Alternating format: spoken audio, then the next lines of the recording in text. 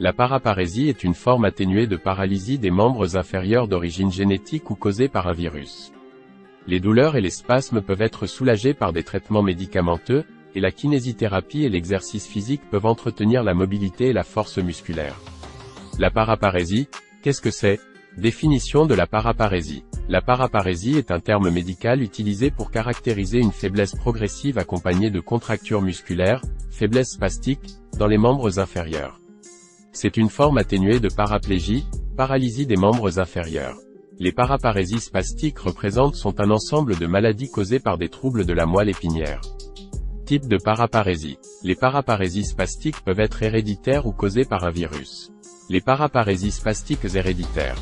Elles sont divisées en non compliquées, ou pures, et en compliquées, ou complexes, dans le cas où les signes classiques de spasticité des membres inférieurs sont accompagnés d'autres signes comme une atrophie cérébelleuse, une diminution de volume ou de taille du cervelet. Un corps calleux, jonction entre les deux hémisphères du cerveau, mince. Une ataxie, trouble de la coordination des mouvements dû à une atteinte du cervelet. Sur le plan génétique, les paraparésies spastiques peuvent être classifiées en fonction de leur mode de transmission. Dominant, il suffit qu'une anomalie touche un seul exemplaire du gène pour que la maladie se développe. Récessif, il faut qu'une anomalie touche les deux exemplaires du gène, chacun hérité d'un des parents, pour que la maladie se développe. Lié à l'X, les hommes, qui n'ont qu'un chromosome X, sont atteints de la maladie s'ils sont porteurs d'une anomalie sur leur seul exemplaire du gène. La paraparésie spastique tropicale, aussi appelée myélopathie associée au HTLV1, c'est un trouble à évolution lente de la moelle épinière causé par le virus lymphotrophique T humain de type 1, HTLV1. Cause de la paraparésie spastique. Les paraparésies spastiques héréditaires peuvent résulter de nombreux types d'anomalies génétiques ou se développer d'elles-mêmes. Actuellement, on connaît 41 sortes de paraparésies spastiques héréditaires mais seulement 17 dont le gène responsable a été identifié. La paraparésie spastique tropicale est causée par le virus HTLV1. Diagnostic. La paraparésie spastique héréditaire est suspectée devant l'existence d'antécédents familiaux et de tout signe de paraparésie spastique. Le diagnostic repose dans un premier temps sur l'exclusion des autres causes possibles. Une adrénoleucodystrophie, une maladie neurodégénérative liée à l'X. Une sclérose en plaques. Une maladie impliquant le motoneurone supérieur, sclérose latérale primitive ou sclérose latérale amyotrophique. Une infection au VIH ou au HTLV1. Un déficit en vitamine B12, en vitamine E ou en cuivre. Une ataxie spinocérébelleuse, maladie neuromusculaire qui atteint le cervelet. Une malformation artério-veineuse spinale. Une tumeur médulaire. Une myélopathie cervico-arthrosique, un rétrécissement du canal rachidien qui comprime la moelle cervicale. Le diagnostic de parésie spastique héréditaire est parfois obtenu au moyen des tests génétiques. Les personnes concernées. Les paraparésies héréditaires affectent indistinctement les deux sexes et peut survenir à tout âge. Elles touchent 3 à 10 personnes sur 100 000. Les facteurs de risque. Le risque d'être atteint de paraparésie héréditaire est plus important si des antécédents familiaux existent. Dans le cas de la paraparésie spastique tropicale, le risque de contracter la maladie est corrélé au risque d'être exposé au virus HTLV1 qui se transmet par contact sexuel, consommation de drogues illicites en intraveineuse ou par exposition au sang. Il peut aussi être transmis de la mère à l'enfant par l'allaitement. Les symptômes de la paraparésie. Spasticité des membres inférieurs. La spasticité est définie par une augmentation du réflexe tonique d'étirement, c'est-à-dire une contraction musculaire réflexe exagérée.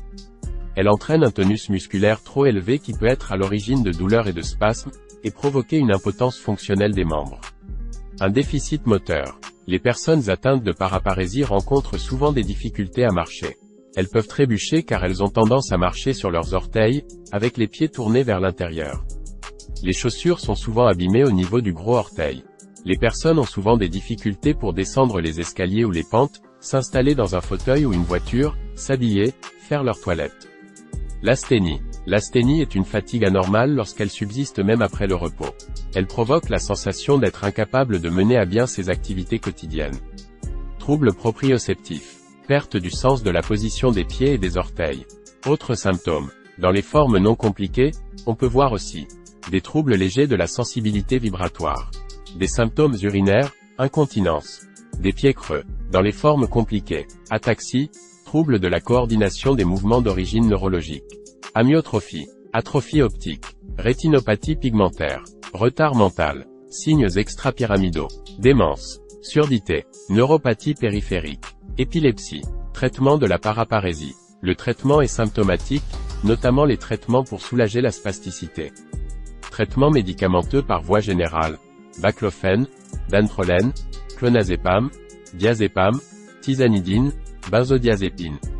Traitements locaux, bloc anesthésique, toxine botulique, intramusculaire ciblée, alcoolisation, chirurgie, neurotomie sélective. La kinésithérapie et l'exercice peuvent permettre de maintenir la mobilité et la force musculaire, d'améliorer l'amplitude des mouvements et l'endurance, de réduire la fatigue et de prévenir les spasmes. Certains patients tirent profit de l'utilisation d'attelles, d'une canne ou de béquilles. Pour les paraparésies spastiques tropicales, plusieurs traitements peuvent être utiles pour lutter contre le virus. L'interféron alpha, l'immunoglobuline, par voie intraveineuse. Les corticostéroïdes, comme la méthylprednisolone par voie orale. Prévenir la paraparésie. Pour éviter de contracter une paraparésie spastique tropicale, il faut limiter au maximum d'entrer en contact avec le virus HTLV1.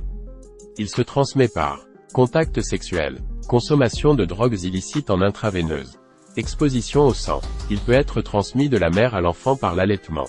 Il est plus fréquent chez les prostituées, les utilisateurs de drogues injectables, les personnes sous hémodialyse et les populations de certaines régions notamment près de l'équateur, du sud du Japon et d'Amérique du Sud.